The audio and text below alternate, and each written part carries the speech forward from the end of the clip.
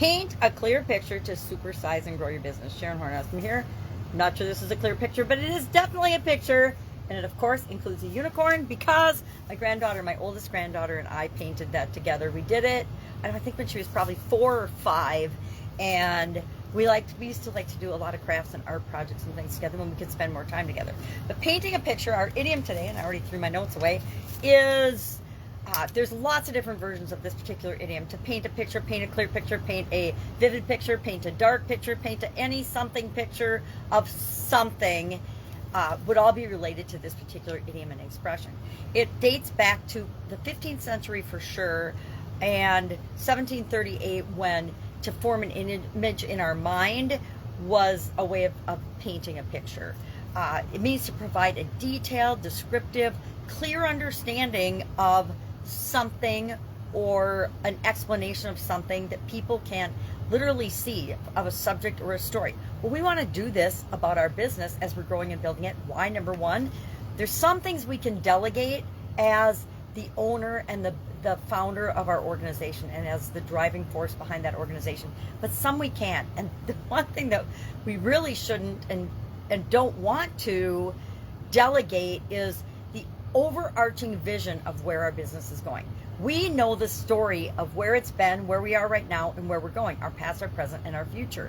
And we want to paint that picture by describing and bringing other people into that vision of where we're going. What's in it for them to join us in the effort of building and growing and supersizing our business?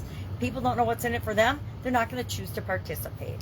So I used to love painting. My vision's gotten pretty bad, so my literal physical vision has gotten bad, so I don't do as many arty things and type creative things as I used to, which I really, really miss.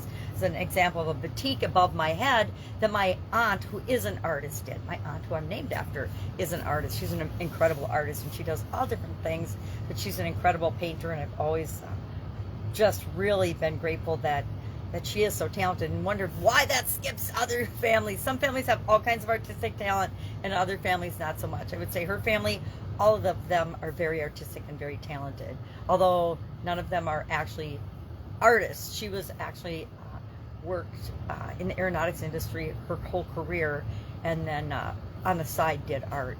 My grandmother too, so I have an appreciation for art. Not particularly talented at it, but I do obviously but I do have fun with my granddaughters, and that's what matters.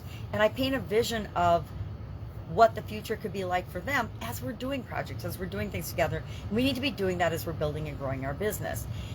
We need to take the opportunities that we have to share our vision with the people we're interacting with. It's how we get people to want to join forces with us to do different projects and things that can help build our business even faster.